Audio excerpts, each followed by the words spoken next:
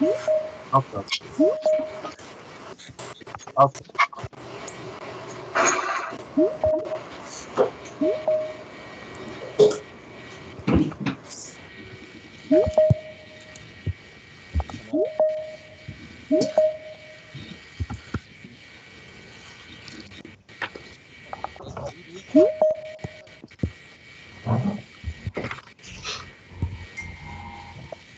Morning, everyone. Could I ask that you all, if you put your microphones on mute, please, if you have entered the room?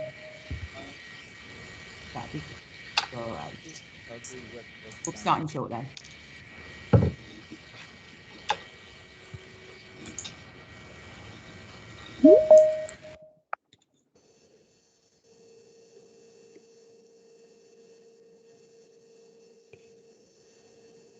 Fab. Okay. Well, welcome everybody.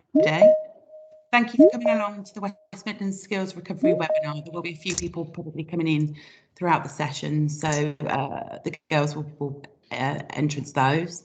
Thank you for coming along in collaboration with the Federation of Small Businesses, CBI, our regional chambers, local enterprise partnerships, local authorities, the Ladder for Greater Birmingham, Grant Thornton and Serco. Quite a lot of partners have come together today. My name's Louise Ward. I'm the Partnership Development Manager for Skills here at the West Midlands Combined Authority, and I'm going to be your chair for today. Thank you so much for taking the time to join us. We have quite a few people today coming through. We're absolutely delighted to have you with us this morning, albeit virtually, and very much looking forward to the next fantastic 90 minutes. I hope you can leave with lots of food for thought. So just before we kick off, a few housekeeping notes. Today's been recorded, so if there is any content that you'd like to access post-event, please keep an eye out in your emails and also on our social media channels where we'll be sharing the full recording next week. Please keep your microphone muted. I know we have animals, we have children, we have lawnmowers. I think I've got a lawnmower today. We don't want to miss any important information when our speakers are on for presenting, so if you could keep muted, that'd be great. Please do engage with the chat function. If you want to give any real-time feedback or questions, we can't promise to answer those and respond today. However, a member of the team will be monitoring this and will ensure everything is captured. And finally, if you can engage on social media, hashtag, post, please do raise awareness about the event, your involvement. So if you can tag Midlands Combined Authority, Skills Recovery, that would be great. And then finally, we want to hear from you at the end. So we'll be sharing a link with a short feedback, and we'd like to hear on what works well and what we need to look at in the future. So today, we're going to be exploring 4 themes. We're doing things a little bit differently. First theme is around recovery. The second is response. The resilience piece, so it's about in-work progression, and then how you can rethink your workforce. This will hopefully guide and support your business to understand, 1, the state of the region around the recovery piece. How can you respond to that in terms of recruitment and bringing in new talent to support your recruitment strategy?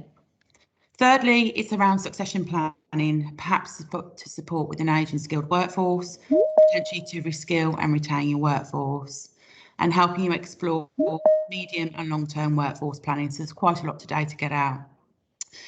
We hope you come away with a great understanding of the different funding skills landscapes. We're not going into the detail. I think that's something that will come along later on, but actually it will give you an overview as to how you can access a variety of different options in the region. You'll then be able to do a skills gap analysis with one of our colleagues at the Skills Hub within your local enterprise partnership, and we've got further webinars available. We do have Andy Street, however, Olivia, is Andy on the call, or do we need to pull him through later on? Sorry? Yes, I believe so. Yes, I'm ready and waiting. Fabulous. So without further ado, I'd like to introduce you to our first speaker, the re-elected Mayor of the West Midlands, Andy Street, to share his thoughts on how businesses can play a part in supporting young people to access across the labour market. Congratulations on your re-election, Andy, and over to you. Thank you very much, and good morning, everybody. And I mean, the most important thing to say is thank you, everyone, for giving up 90 minutes of your time to concentrate on this shared endeavour that we know is particularly important.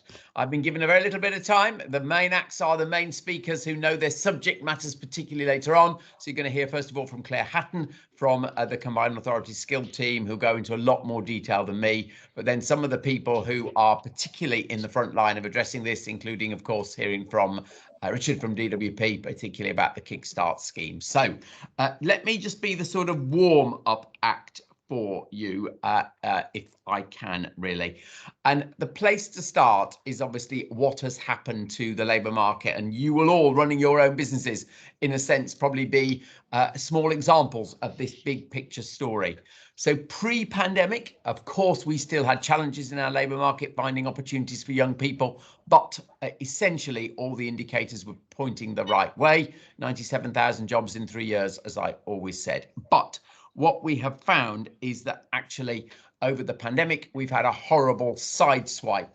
And if you just look at claimant numbers, the claimant numbers increased across the WMCA footprint by 83,000 in the 1 year period, March 2020 to March 2021.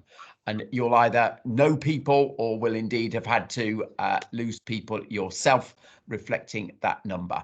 And we also know that our economy, in terms of the total shrinkage of the economy, has taken a bigger hit than anywhere else.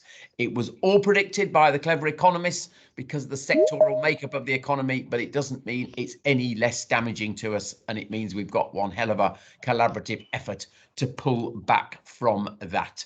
And I always joke with Richard from DWP that just literally a week before the lockdown came, we were with the Secretary of State at the Sandwell Job Centre, West Bromwich Central, not being the easiest market for employment over the years. And you told me the market was robust, things were going really well.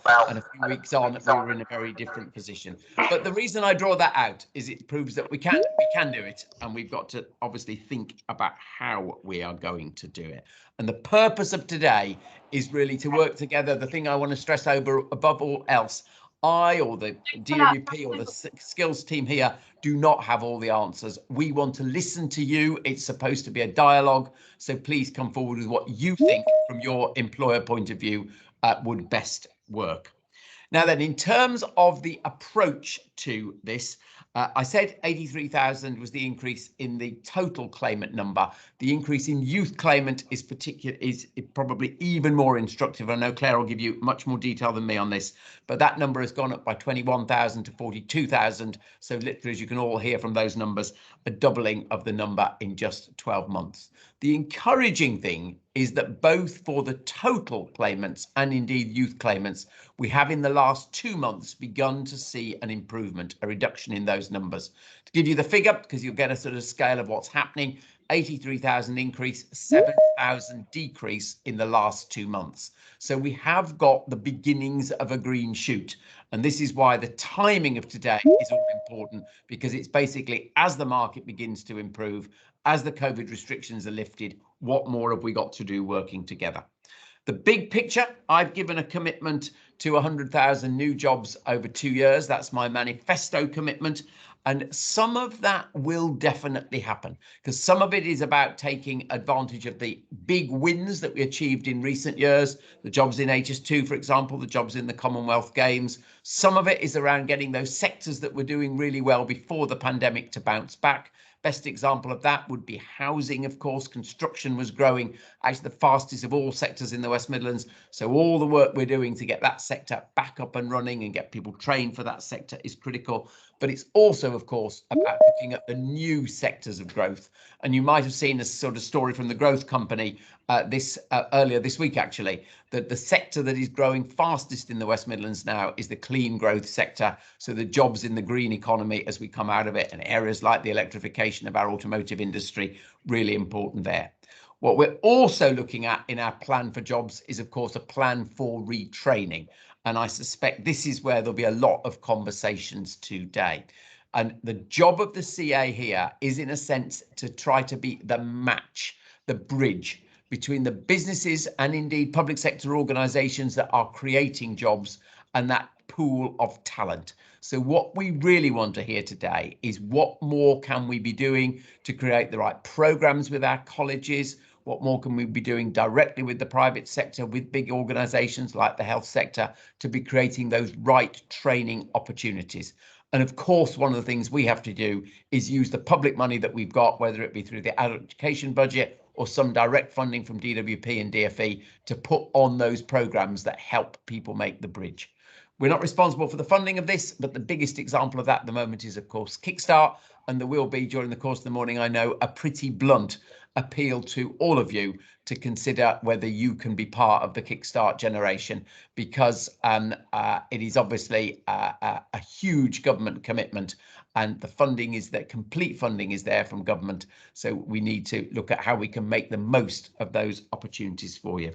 And just to give you one or two examples, our sort of role with colleges and with sectors, the work we're doing around mechanics for electric vehicles with Wolverhampton College, Walsall College, the work we're doing with Dudley College around training people with the retrofit skills, all of that are examples of where we've stepped in to think about, is there a sort of a role for us to provide those skills for you for the future? So that's where we really want the conversation to be today, because I'm absolutely convinced that that will help address this issue over time.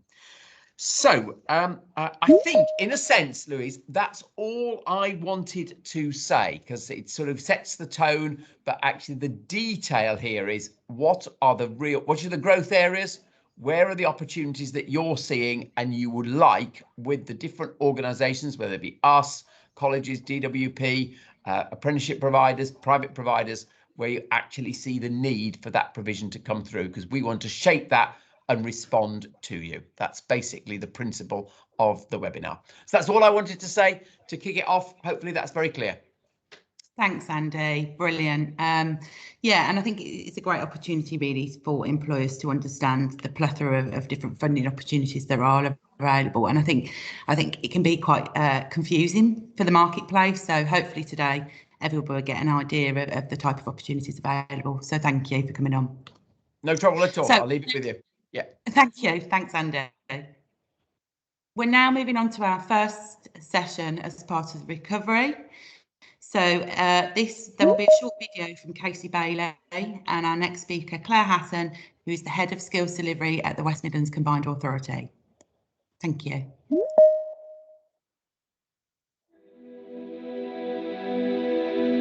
Dear West Midlands, today I read the commitments of the industrial strategy of the West Midlands Combined Authority. And it gave me answers, but it gave me questions too. Do you know what I mean?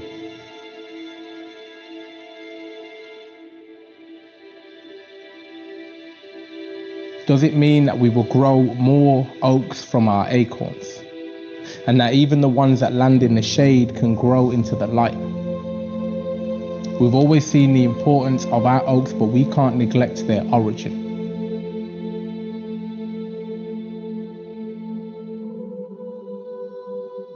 Will this mean that we will teach and train a generation to build a new future, rather than to meet and be measured by an age standard? Can we equip our people to equip each other, rather than falling into the trap of the opposite?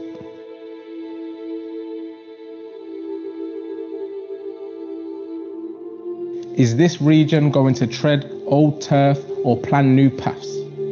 The foundation is strong. Now it's time to build, not just houses, but communities. Stronger than bulls, from Coventry to Wolves, that no amount of huffing and puffing could destroy.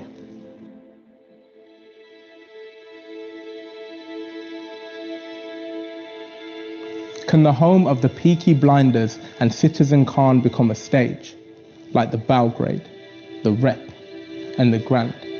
Can you take your place in that spotlight? With a soon-to-be city of culture, with a cathedral that rose from the ashes like the saviour that it celebrates rose, like a jewel in the West Midlands crown, each day is brighter.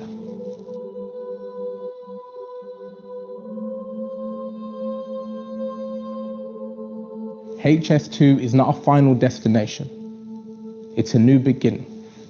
Can these West Midlands be the first stop on a journey towards national development?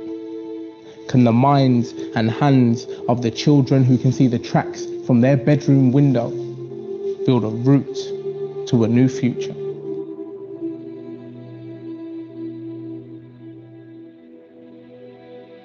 Can we build with, for, and from each other? Can Wolverhampton, Coventry, and Birmingham become the greatest trio since Ron, Harry, and Hermione? Surely, like the BG brothers, the depth of our love is the key to staying alive in these unsure times.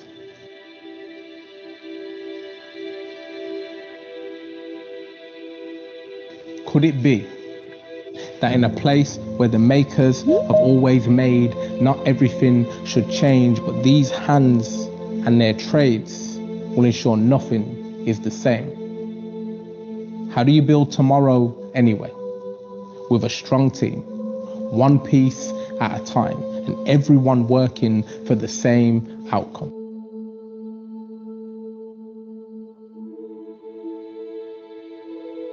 Does it mean the quality of our energy generation could be as high as the energy at the Molyneux on a Saturday afternoon? Stored like the energy being built up in Coventry, the 2021 city of culture, and transmitted like passengers to Brum by a high-speed rail, just desperate to be involved. I'm reaching out to you now. Like Kat Cochrane calling out to her dearest Scotland, I'm reaching out in hope that you, the future of this great place, can tell me what you want that future to look like. I'm hoping you can tell me what it means. Write it for me, sing it to me, share it with me. Dear West Midlands, I'm listening.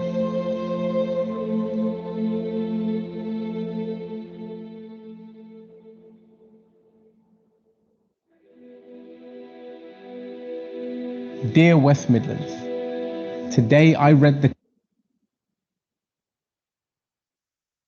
Hi everybody, morning. So just to be clear, I'm Claire Hatton, that was Casey Bailey. I'm just going to build on, I think, from what Andy's been talking about some of the challenges we've got in the region. If you could move my slide on. I think Andy set some of the context for this, but for us, delivering good jobs, making sure we can support thriving places and communities across the whole region, embedding our green ambitions as we move to carbon neutral, net zero, levelling up economically, spatially, health-wise, and levelling up our region against the rest of the country as well, and preventing a lost generation. You will hear quite a bit about young people as well today as we feature through the support available and the opportunities for businesses. But in terms of the challenges, they are still big for our region. But as we build back better in our region, it's really how we can do that and we can address some of those inequalities that exist. You move on for me. Just a few numbers, and Andy touched on this. Pre-pandemic, 22,000 young people claiming benefits. That's phenomenal anyway across the wider region, but now we're in the region of 40,000. So that's a huge number of young people. That's a big part of our challenge in terms of preventing a lost generation and onward scarring.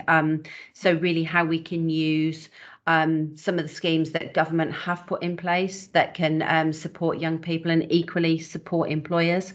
Kickstart, wage subsidy scheme, the apprenticeship bonuses that are in place for taking on young people. And I think as Lou alluded to and Andy did, what we want to hear from you is what more needs to be done. And also with what we've got already, how do we make that best work? How do we hide the wiring for you? How do we make that, particularly for small companies, how do we make that seamless and easy to interact with rather than something that feels like a government bureaucracy? And just a couple of the other numbers here, Andy's already alluded to the overall increase in claimants. It's not just young people, it's all ages. And whilst there is a big focus on getting young people back to work, equally across our adult population, across the West Midlands as well, there are an enormous amount of people who've got skills, good work experience from previous jobs, keen to get back into employment. What do we need to do to retrain them to make sure you as businesses can take advantage of that? So we're really keen to hear how we do that. There is a lot of government support available. There's a lot of training through adult education budgets, through ESF, through lots of things. Again, forget about what the acronyms are and hide the wiring. What skills do you need us to make sure those adults have so that they can be productive for you in your business?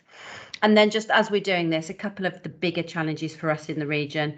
1 in 4 of the jobs across the region are below the real living wage.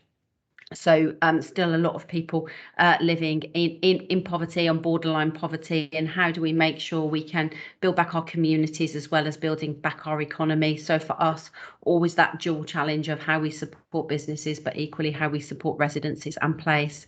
And then just the last one, the 9 years, the life expectancy difference between parts of our region, between parts of the Black Country and Solihull. That's phenomenal. If we do anything as we build back through this pandemic and through our recovery period, we have to be really serious about addressing some of those inequalities as part of that work to rebuild. Move on for me. And then we've said this, that the scale of the challenge does remain stubbornly high for us. But overall, we are starting to see some progress. And today is very much about hearing about lots of the different opportunities and schemes, but equally hearing from you about how we can move things back. We've got Kickstart, we've got a fabulous programme, we've got a funded opportunity here, but the vacancies are not coming through quickly enough for us to support the young people. We've got 40,000 young unemployed people there, and a tiny fraction of vacancies against that number. We know we could get more people back into work, fully paid for, if we could get those vacancies.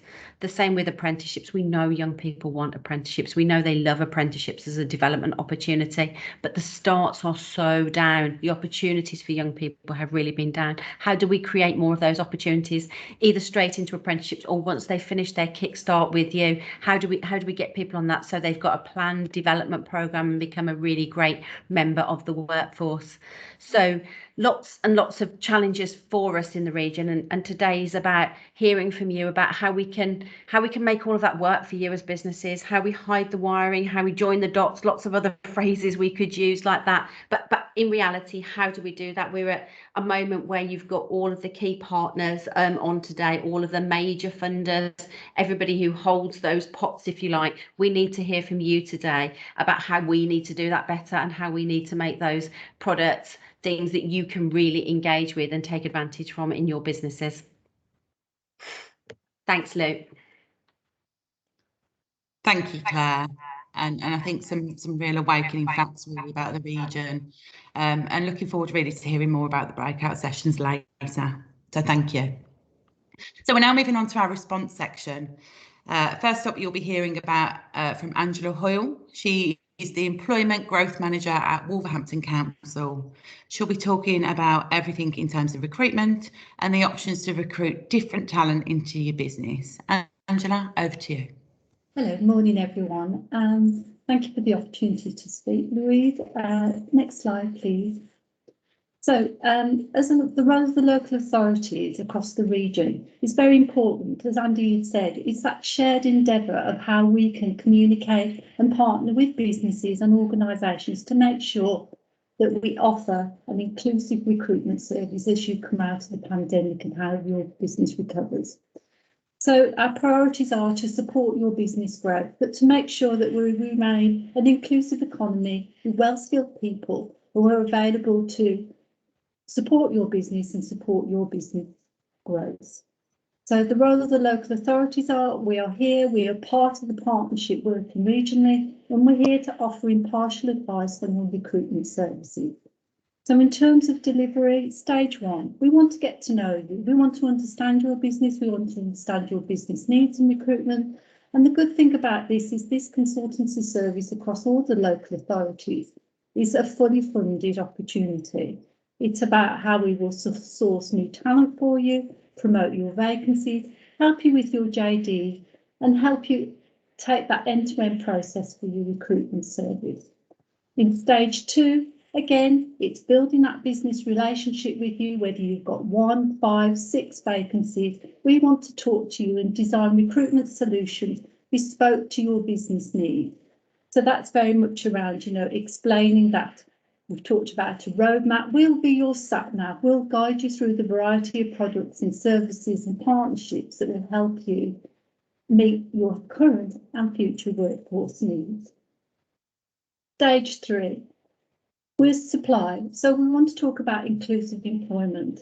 Andy has talked to you about the figures and about the scale of the pandemic and how it's affected not only our young people, but also our 50 plus. We've seen at both ends of the employment market, we have seen challenges for people across, and the recovery is important that we make sure that no one is left behind.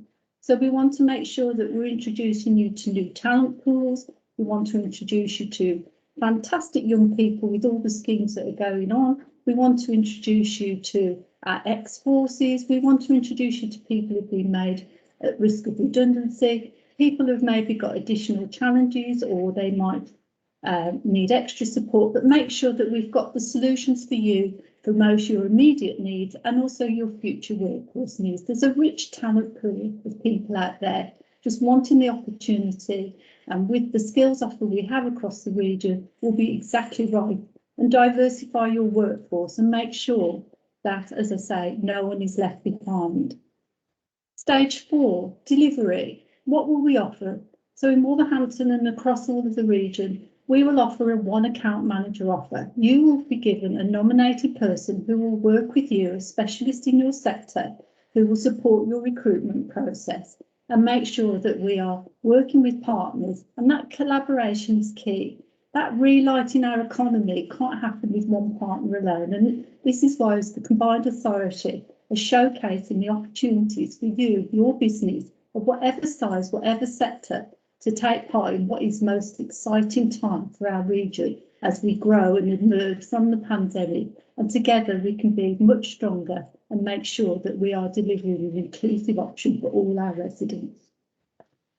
So stage 5, we don't just deliver, we make sure we monitor, we review, we support you with your new starts, those young people that might need a little bit of extra people support and help them along the journey to not only get into the job, but stay in the job.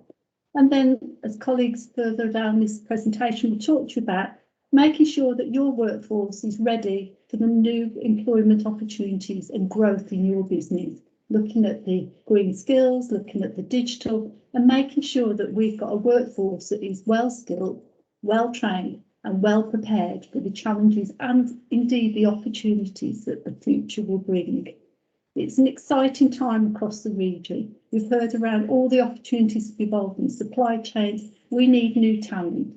And in terms of that inclusive employment, we want to introduce you to, invite you to join us with supporting all underrepresented groups, working with our graduates, working with our young people, our 50 plus, as I say, we are here. So this is overall, this model is replicated across the local authorities, and it is very much engage, develop, supply, deliver, monitor, make sure sorry, I've got a bit of an echo, to make sure that we are developing your recruitment services, the immediate and the long term.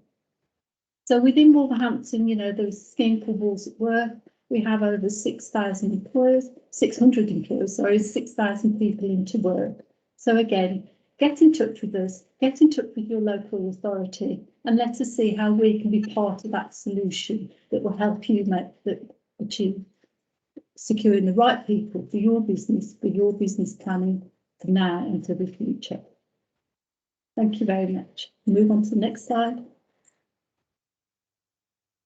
So as we say, as we talk about the different products and services, you can see that highway is quite interesting, and colleagues are going to explore each of those products with you in more detail today.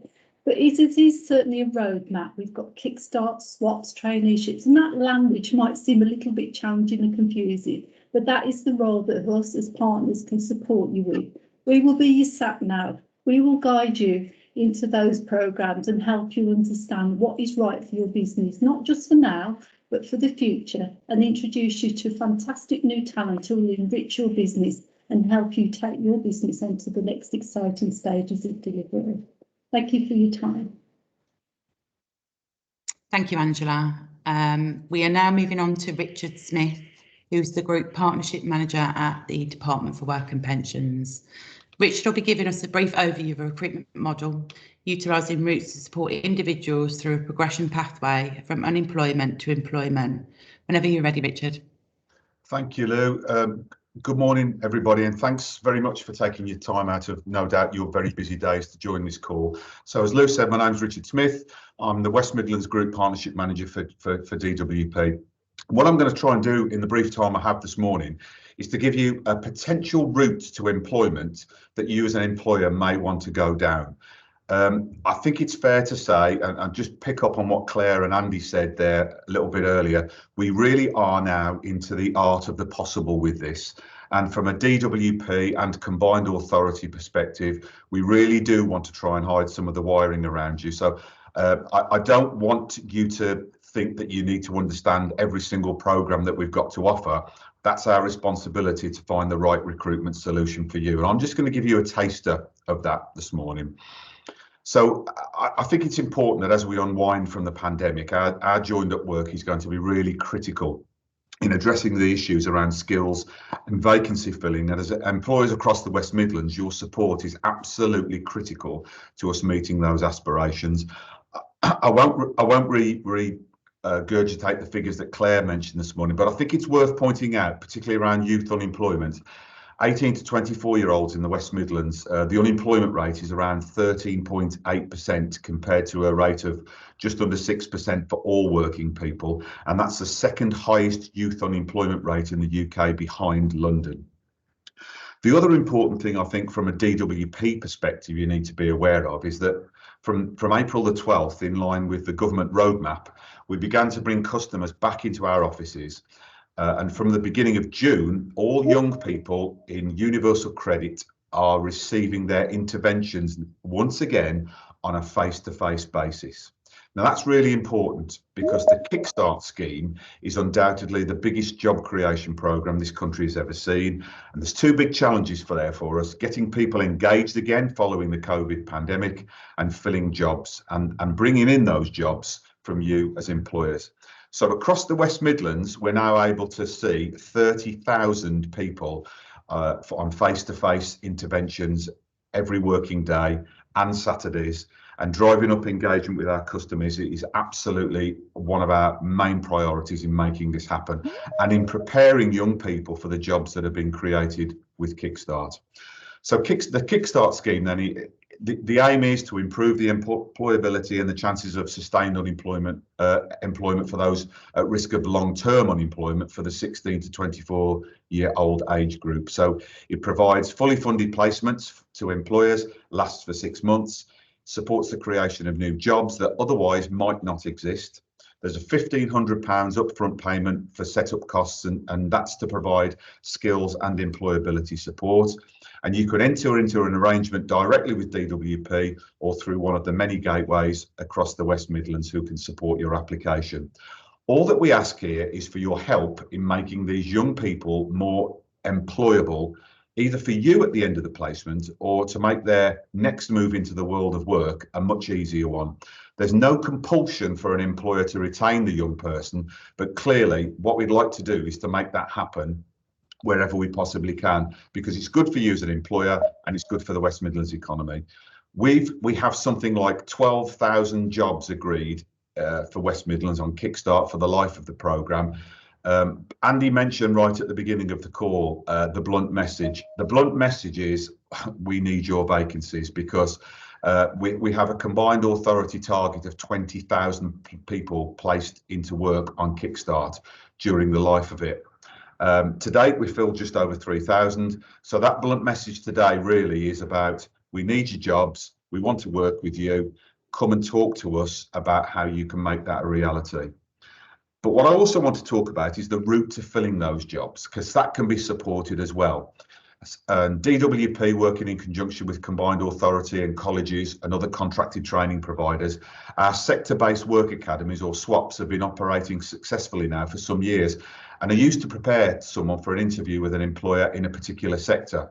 And in conjunction with yourselves, we arrange a bespoke programme, agree the entry-level requirements, and in conjunction with a skills provider, set up the programme and deliver it, ideally with your involvement. We do ask that you guarantee an interview for those that complete the short programme, but it's a really great way to get a person tuned into what particular employers are looking for. So SWAP programmes can also be used as a precursor to kickstart jobs, and they're a great way to get the recruitment focused on the type of individual you're looking for. Clearly, we would want to talk to you about the aspirations here, and we want to support you in enabling us to find the right person who may not tick all of the boxes in terms of your usual requirements, but this is about shaping your potential future workforce and using SWAPs and Kickstart to really make that happen. The third one on that slide there, further down the road, and potentially after the Kickstart placement period, there may be a real opportunity to move that young person into an apprenticeship programme supported by a local college or a provider. Hopefully, the 6-month placement will have moved that young person to a position where you could successfully then move them on to a higher stage of learning. And at that point, of course, they'll be used to the working practices of your company and have proved themselves as a reliable employee. I don't intend to go into the finer details of all of this today, but I hope that for you as employers, you can see what a potential pathway to employment might look like from a recruitment point of view through SWAPs, a Kickstart placement, and then potentially onto an apprenticeship. What I can say to you today is that you'll be supported along this route to make that happen. What I'll do, I'll get one of my team to drop our West Midlands inbox detail into the conversation bar so that we can pick up any discussions around what I've spoke about today, but particularly around Kickstart, but more importantly, how we can make the route into that Kickstart vacancy really appropriate for you as an individual employer. There'll be lots of opportunities to ask questions a little bit later in the breakout groups. So for now, thanks for listening. Lou, back to you. Thank you very much, Richard. I think an exemplar route really to supporting people back into work and obviously accessing funded routes into employment for employers. We will be sending out a crib sheet. So we've done kind of high level crib sheet that we're sending out to employers. So thanks, Rich. Right, up next, Colm, who is the Head of Employment and Skills Enterprise at Serco. He's going to be talking about supporting talent nearest to the labour market as part of the recruitment piece. Over to you, Colm. Thank you very much. If you can go on to the next slide, please. And again, so the first question is, what is Restart? What is the Restart scheme? It's the centrepiece of the government's plan for jobs. It's a well-funded programme. It's targeting those people who are unemployed for between 12 and 18 months and who are ready and able to work. The DWP refers to this group as the COVID cohort. In other words, there were people who were in work to March 2020, but who have fallen out of work as a result of the COVID pandemic. It's as I mentioned before, it's a well-funded programme, and that funding allows us to provide a tailored, bespoke, personalised service to those people who are long-term unemployed in order to basically make them ready to get back to work. We're anticipating 120,000 participants in the West Midlands, the Greater West Midlands, including Herts and Worcestershire. And it is it is right now going live. We are starting to take referrals from the JCP as we speak, and our first face-to-face interventions will occur from the 12th of July. So on to the next slide, please. So the heart of the Restart scheme is about getting people ready for work, and that means sustainable work. It's a 12-month program that is tailored to the individual needs, and it's about identifying people's individual barriers to work and developing strategies with the participant to overcome those barriers. So key benefits: skills for work, giving people up-to-date knowledge on how the labour market works today in terms of how people are recruited, identifying what those barriers are and developing a strategy for overcoming those barriers. Crucially, it's about aligning skills with that journey back to work, and then matching to suitable job opportunities. So if we go on to the next slide, please. A key part of what we're about is making sure that we don't duplicate existing services. It's about joining those services up. We've already heard earlier today the range of services and service providers that are available. Our aim is to basically make use of all of those to help participants back in the journey to work. So first of all, how do we do that? We will have a dedicated employer engagement team to work with employers across the West Midlands Combined Authority, including a rapid response team in case of large-scale job losses. We have a partnership team who will work with stakeholders and service providers throughout the Combined Authority, and then finally we'll have a warm handover to skills provision. So the essence here is about not duplicating existing services. It's about making it work for the participant and providing a joined up journey for job seekers. And the next slide, please. Now, this really is probably the most important slide in the presentation, because this essentially is our offer to employers. So what are we going to give you to help employ this particular cohort of people? As mentioned before, we'll have a dedicated employer team, a fully funded recruitment service, free advertising of vacancies. We can pre-screen candidates. We can help them practice interviews. We can carry out selection and presentation of candidates according to the criteria that you, the employer, sets. We can do pre-employment training, and we can do references and right to work checks. And then, as mentioned before, we can also help people while they're in work and continue the support there and signpost to training while in work. As I said, this essentially is the heart of the Restart scheme as far as employers are concerned, and we really would welcome the opportunity to engage with employers to help this cohort come back to work. And that's it from me. Thank you very much, Carl. I think it's critical really to support so many different candidates that are out there to employers to access into the business. So you guys are, have got a job on your hands, shall we say. So we need employers to get behind it. Thank you very much. So now we're heading into the resilience section.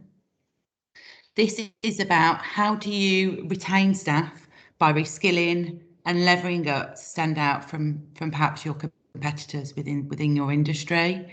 We have Rob, Head of Skills Support for the Workforce at Serco, who will talk you through and build a resilient business by developing your workforce. Matt, over to you. Thank you, and good morning, everyone. So I'm Rob Matz from Serco, and I'm going to cover the resilience section, and in particular how skills and training can help build the operational resilience and employee resilience within your business. I'll then look at how you can access funding from the Skills Support for the Workforce programme to provide skills and training to build resilience. So the disruption to operations that many businesses have experienced during the pandemic serves to highlight the need for operational resilience in order to continue critical operations in the face of internal and external shocks.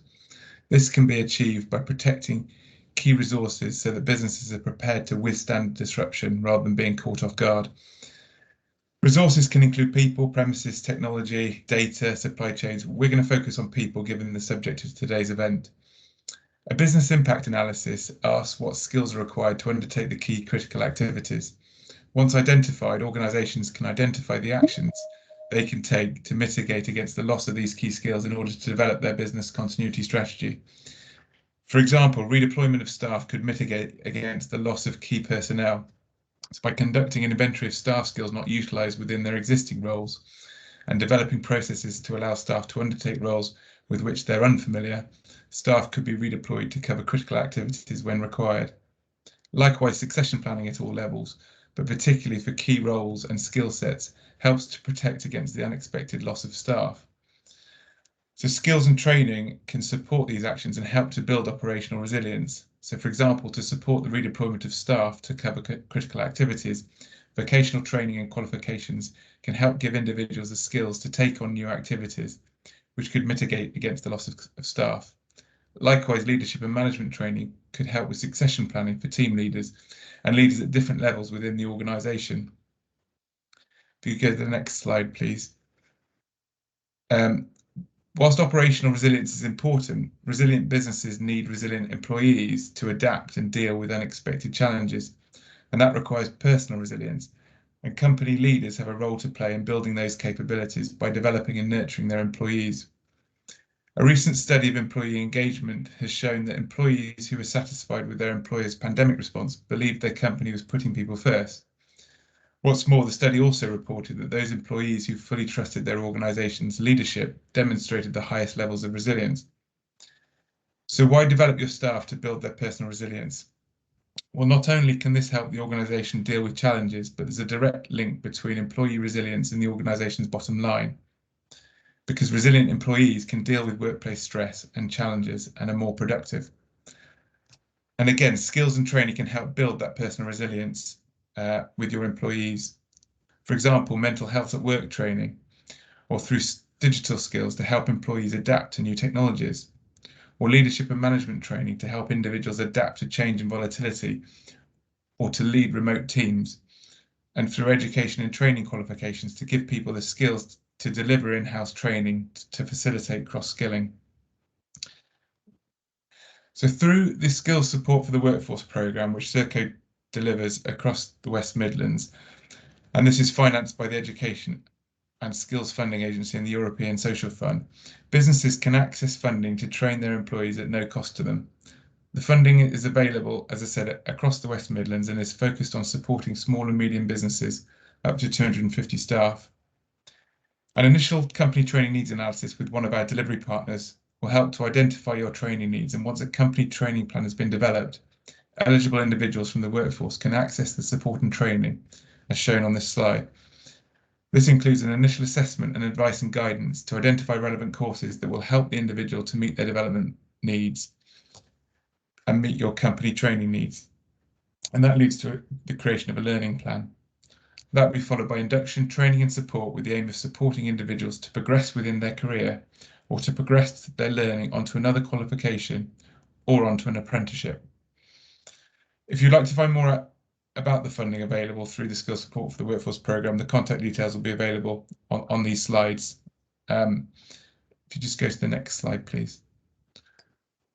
So finally, on this slide, this roadmap shows how SSW at the end fits in with other skills programmes available across the region, such as those delivered under the adult education budget and also via the apprenticeship route. Thank you. Thanks, Rob. That's great to hear about how much support is available whilst people are employed. So brilliant. Thank you so much.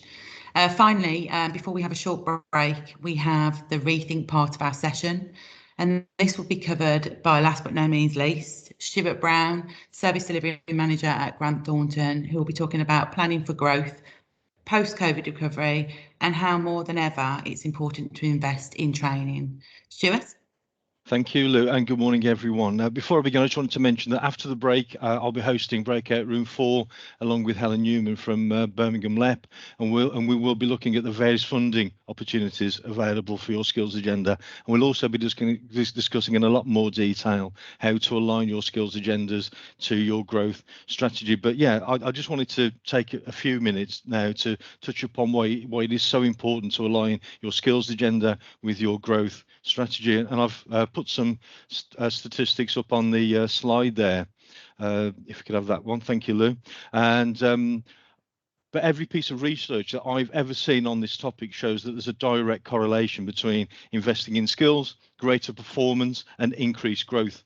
And we all know from previous experience that in times of crisis, learning and development is often the earliest and the hardest hit organisational activity. Yet it's imperative that we don't just press pause on learning and development, but we continue to invest in the skills that are most vital to your businesses and to the workforce as a whole. And attracting and retaining the right talent has never been more important. The disruption that's taking place in the UK skills market right now is unprecedented. Technology is changing the way we work. Brexit is increasing competition for talent, and shifts in employment models are driving organisations to review learning and development strategies. And of course, COVID has had a profound impact on growth and future employment models. At Grant Thornton, all of the planning for growth research has shown that high growth businesses see access to talent as the true accelerator for growth, and investing in top talent, and that includes future leaders and specialist skills, is key to driving sustainable performance for any organisation, large or small. And the world of work is increasingly orientated around the skills of its people, and investments in this area really must take a priority. And I think this is really clearly shown by a study that was published in HR magazine just last month, and there was over 1,000 responders from large businesses, but also from lots of small businesses. And 71% of the businesses which saw growth last year had previously invested in training and increased their training spend.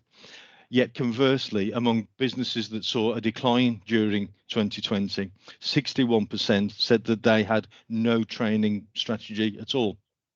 And similarly, a study that was released at the end of last year by CIPD with over 1,200 respondents showed that a third of organisations stated that they were unable to address skills gaps, and that this was likely to have a knock-on impact on their productivity and performance, hampering their ability to introduce new products, processes and services. And in fact, organisations who reported that they had been able to achieve a higher than average productivity were 3 times more likely to report that they'd been able to address their skills gap. And some of the approaches that these high performing organisations are taking to close their skills gaps include such things as using learning as a driver for business value and revenue, and moving away from seeing learning as a cost, investing in strategic learning to drive skills needed for the future workforce, and using learning as an enabler of agility. Developing and nurturing culture where learning is valued and supported by leaders, and where people help each other to constantly learn.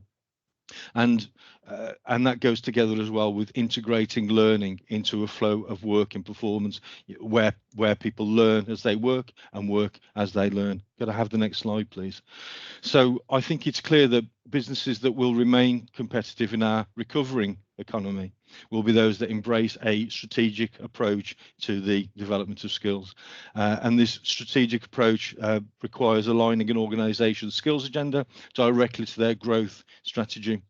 And this necessitates an assessment of the existing skills and talent within the organisation, and then comparing those results to the skills that will be needed to meet the challenges of future growth plans. And this will then, of course, help to identify the skills gaps within the organisation, and clearly help to inform the actions required to fill those gaps. Could I have the next slide, please? As we have already touched upon, the response to the skills gap is typically to either recruit new staff or retrain existing employees, whilst looking to retain those valuable, talented people within the organisation. And just going back to the CIPD survey, which is really valuable data, SMEs who responded, 70% of them said that they would look to retrain existing staff with new skills, and 28% said that they would look to fill their skills deficits by recruiting new people at all levels as well. But just a flavour, I guess, of some of the vital in-demand skills requirements that were highlighted there, but they always come up, the same roles, the same sort of areas come up time and time again. So the top 3 reported areas for skills development are management, customer service, and of course IT and digital skills. And I think just to hone in on the digital skills piece. Demand for data roles, just purely data roles, has more than tripled in the last 5 years, rising by over 230%. And it's forecast that there will be a requirement for astonishing 800,000 data workers in the UK by 2025, and I think there's a growing need for data in all organisations at all levels. But most of all, I think from today, and particularly in the breakout rooms, I'd be really keen to hear from people on the webinar. Just what key skills have you identified as being required within your businesses? But I think just to touch briefly before the end on funding, skills development, the vast majority of large organisations have a learning and development budget, and that compares to just a third of SMEs. However, there's £1 billion left unspent by larger employers on their apprenticeship levy pots, and there's lots of opportunity for SMEs to tap into that and access that funding to develop your skills within your own businesses. So as I said before, Helen and I will be discussing that in a lot more detail and looking at the various funding routes available for you to develop your skills agenda, and we'll also be discussing in a lot more detail about how to align your skills agenda effectively with your growth strategy. I'm just going to put my information in the chat as well, and also some details of a webinar that Louise will be speaking at that Grant Thornton have arranged around apprenticeship levy and how we approach apprenticeships afresh. So thank you for your time. Look forward to seeing you in the breakout rooms. Thanks, Lou. Brilliant. Thanks, Stuart. So I'm pleased to offer you now a quick short break. Please stretch your legs, grab a cuppa. Whilst you grab that comfort break, we are showing a short tribute video to a colleague who, as COVID has impacted us all, really sadly lost his life to COVID last year. So feel free to watch, go grab a cup of tea, be back here in about 5 minutes time. So if we can start the sessions for the breakout sessions, just 3 minutes past 11, is that all right with everyone? And then we'll see you then for the breakout sessions. Thank you. We're rocking and rolling. Take to the stage, lads. I was going to ask you what Conchero does, but Louise has already explained that. Thank you. Very interesting as well. Well done. What do you do in terms of apprenticeship, and what have they meant to you as having apprentices? I'm now at the point where I saw then that I could get to. So that's fantastic. I think there's no doubt that we have Miss Apprenticeship Expert 2019 in our midst. Right. Well, I think you all know the fantastic work Louise has been doing since she's joined the authority. I want to thank everybody who presented today. It's not easy to get up on this stage. It is nerve-wracking. I know they'll all be very relieved that they're now sat down and very relieved that you've been a very nice audience. And I suppose the last person I want to thank really is Sam's mother, because without her we wouldn't have had a presentation today. So,